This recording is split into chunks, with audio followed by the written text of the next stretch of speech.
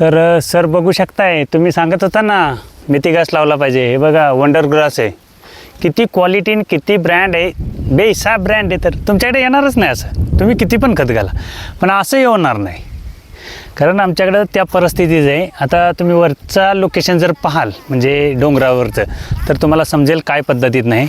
आता बघू शकताय हे संध्याकाळची वेळ आहे आणि अशा पद्धतीचं लोकेशन आहे आणि थोड्या दिवसानं हे आमच्या घरापर्यंत असणार आहे आणि त्याच्यानंतर आमचं गाव वगैरे एकदम काश्मीरला गेल्यासारखं असं राहील.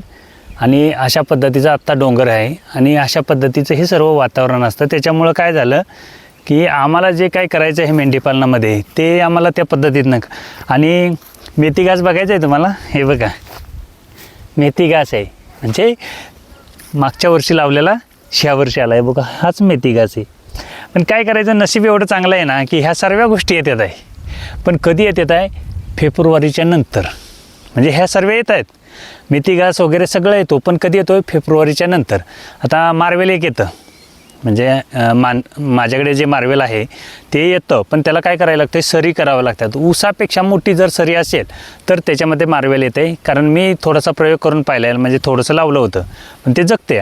ओट्स जगते, मेथी घास तर बघू शकता तुम्ही किती जगतोय. पण कधी हे जगते, फेब्रुवारीच्या नंतर. म्हणजे त्याला फेब्रुवारीच्या नंतर ती थंडी आमची सहन होते. अशा पद्धतीचं आमचं वातावरण. बाकीचा काय चाऱ्याचा विषय नाही. तुम्ही सांगताय ते चारं उत्तमच आहेत, पण माझ्याकडे येत नाही, त्याला पर्याय नाही मला. पण काल त्या लावरे साहेबांनी आणि वाघ साहेबांनी काय सांगितलं, मेथी घास ह्याच्यात राजा असतो. मान्य आहे, हो तुमचा राजा आहे, आम्हाला पण मान्य आहे. पण आमची पण गुलाबी थंडी आहे ना, त्या राजाला सहनच होत नाही ना. मग काय करणार आम्ही, त्याचं प्यादे येत नाही. त्या बांधाला मी तुम्हाला दाखवतो, त्याचे प्यादे लावलेत आम्ही, म्हणजे सुबाबळ ते प्यादे ते जगणार. तुमचा राजा कुठनं जगणार आहे. तर आमचं वातावरण तसं आहे. त्याच्यामुळे तुम्ही स्टेटस लावताय ना मेथी घासाचं, म्हणून आम्ही ह्या नेपियरचं लावणार ना, गव्हाच्या बुश्याचं लावू. तर मेथी घास उत्तम आहे. पण काय झालं की आमच्याकडचं जे वातावरण आहे, आता तुम्ही पाहू शकता वरतून, आता तसं धुक्याचं म्हणजे काश्मीर व्हायला सुरुवात होती. अजून झालं नाही, आता एक 10 दिवसामध्ये काश्मीर होणार. म्हणजे आता धुक्यावरून यायला सुरुवात झालेली आणि पूर्ण हे सफेद होऊन जातं. आणि त्याच्यामध्ये काय होतं की त्याला जो सूर्यप्रकाश पाहिजे, म्हणजे कुठल्याही झाडाला जसं माणसाला खायला जेवण असेल तरच माणूस जगू शकतो जास्त दिवस, तसंच हे जो चारा आहे त्यालासुद्धा सूर्यप्रकाश जर असेल तर तो जगतं किंवा त्याला जगता येतं. पण काय करायचं, आम्हाला पर्यायच नाही ना. मग त्याच्याशिवाय म्हणजे त्याला काही ऑप्शनच नाही आमच्याकडे. म्हणून मेथी घास हा चांगलाच आहे, उत्तम दर्जाचा चारा आहे, पण आमच्याकडे येत नाही ना. उत्तम असून काय करू आम्ही, तुमच्याकडे उत्तम आहे. आमच्यापेक्षा 20 किलोनं बकरी वाढते ते वाघ साहेब तर वजन करून आम्हाला स्टेटस ठेवते. ते आमची जळते ना इकडे थोडी का, तर आम्ही पण त्या क्षेत्रात आहे आणि आमच्यापेक्षा क्वालिटीचे प्राणी वाघ साहेब करतायत. मग आम्हाला पण वाटतंय. पण काय होतं आहे की आमचा जो परिसर आहे किंवा जो काय भाग आहे, त्या भागानुसार जे काय करावं लागतं त्याच्यानुसार करावंच लागणार आहे. पर्यायच नाही ना आमच्याकडं. म्हणजे अशा परिस्थितीमध्ये हे सर्व गोष्टी करणं किंवा ह्या चारा जगवणं बेकार आहे. म्हणजे कधी गव्हांचा मूड आला आणि त्यांची जर फेरी इकडं झाली की त्याने काय लावलं आहे बघायला, तर ते वाटच लावून जाणार. एका दिवसाचा कार्यक्रम करणार आहेत. आणि तुम्हाला सांगतो की हे का लावलं आहे, तर गवरेडे ह्याला खात नाहीत. बघा किती क्वालिटीचे प्राणी आहेत. आता तुम्हाला आमच्या तिकडं कधी आला फिरायला तर ते पाहायला भेटतील. पण ते गवरेडे हे किंवा ऊस, तुमचा जो ऊस असतो त्याला जास्त खात नाहीत. म्हणजे ज्याच्यात प्रमाणच नाही, कंटेनच नाही, असं जर प्राणी खात नसतील तर ह्याचा काय रिझल्ट असेल तुम्ही समजून जा. म्हणजे रानातले प्राणी आहेत. गव म्हणजे रानातले प्राणी. ऊस खाऊ शकत नाहीत किंवा हे नेपियर जास्त खात नाहीत. थोडंसं तोंड लावलं तर करतात आणि जातात. पण तुमचा मक्का असू द्या, मेथी घास असू द्या किंवा ज्वारीचा कडबा असू द्या, बाकी दुसरं कुठलंही असू द्या, फार तासूनच आणतात. तर जी ती प्राणी खात आहेत ना, तो चारा क्वालिटीचा. आता ह्याला डुक्कर पण खात नाही. म्हणजे हे जे नेपियर आहे ना त्याला डुकरं पण शिवत नाहीत. पण मका जर असा असता तर आतापर्यंत त्यांनी 2-3 वेळा उकरून बघितलं असतं, खाली किती मुळे लागल्यात आणि वर किती आलं. तर अशा पद्धतीचं आहे. चांगला आहे मेथी घास, सर्व उत्तम आहे. पण काय झालं की माझ्याकडे येईना ना, म्हणून मला उत्तम नाही ना. मी उत्तम सांगून काय करणार आहे, कारण माझ्याकडेच येत नाही ना. तर काय होतं की खूप सारे त्याच्यावरती प्रयोग केले. आता एक लास्ट प्रयोग राहिला की आपण त्याला बेडवर करणे आणि रेन पाईप लावणे.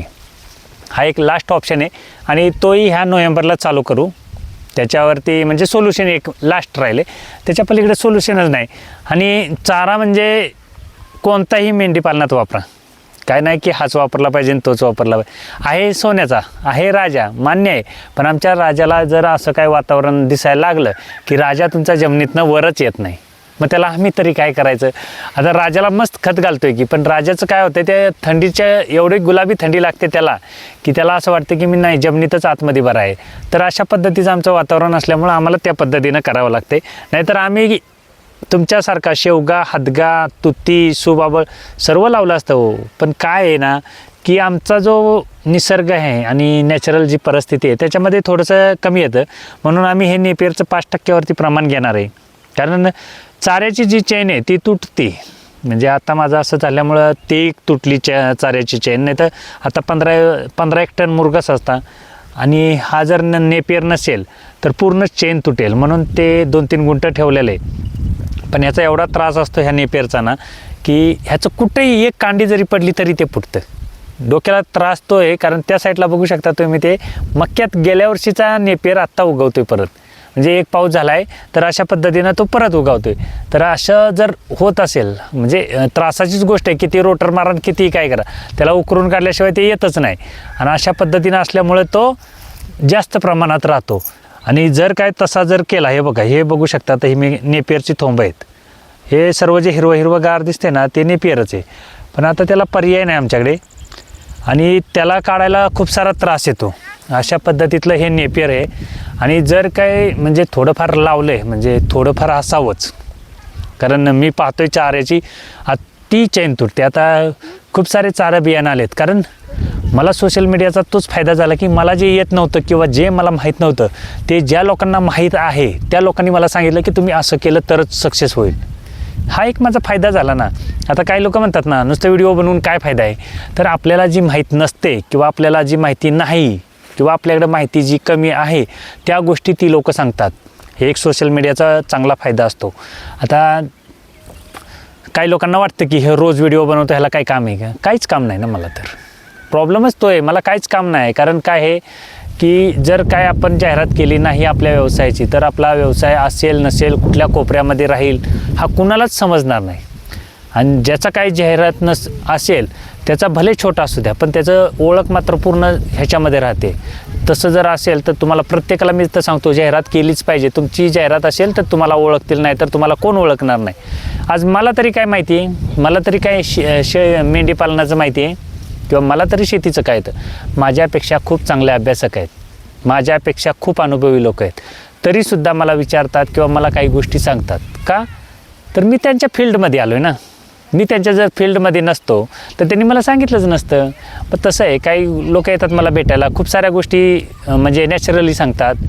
का? तर आमचं जे वातावरण आहे आणि माझा जो माहिती सांगण्याचा जो स्वभाव आहे ते एकदम सरळ मार्गे चालतं. कारण काय आपण प्रवाहाच्या विरुद्ध वगैरे चालत नाही किंवा प्रवाह सोडून जात नाही, असं काही वेगळं करत नाही.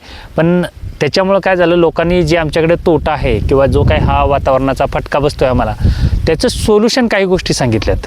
आणि त्याच्यामुळं आम्ही ह्या मेंढीपालनामध्ये अजूनपर्यंत तर आहेच, काही विषय आला नाही. आणि काही आता खूप सारे लोकांनी मला खूप सारे योजना किंवा खूप साऱ्या चाऱ्याच्या गोष्टी सांगितल्यात. तसेच आपले भीमराज साहेब आले ते अहिल्यानगरवरनं, त्यांनीसुद्धा ते ओट्स बियाणं आणून दिलं आहे मला फ्रीमध्ये. पैसे वगैरे काय दिलं नाही, तर ओट्स बियाणं आणून दिलं आहे. ते त्यांनी सांगितलं तुमच्या थंडीमध्ये लावा, उत्तम येतं. आणि मी लावून पण पाहिलं, थोडंसं लावलं होतं तर उत्तम चारा येतो. म्हणजे आत्ता येतं आहे पण पावसाळ्यात कुजेल म्हणून आत्ता लावलं नाही, तर त्याला नोव्हेंबरच्या पिरियडमध्ये लावणार आहे. तर असे मार्गदर्शन भेटतात ना. व्हिडिओ बनवण्याचं कारण काय, मला एक ते येत नाही, पण मला जर शिकायचं असेल तर फी द्यायला लागेल ना. मग फी देण्यापेक्षा मी जर रिचार्ज करतो आहे मोबाईलला तर त्याच्यातनं मला माहिती भेटते ना. लोक सांगतात ना मला कमेंट करून किंवा फोन करून सांगतात की तुमचं असं नाही, असं करावं लागतं, तुम्हाला असं करावं लागतं. पण त्या पद्धतीनं आम्ही करत राहतो पुढं आणि ते सक्सेस होत चाललं आहे ना. त्याच्यामुळं काही प्रॉब्लेम नसतो.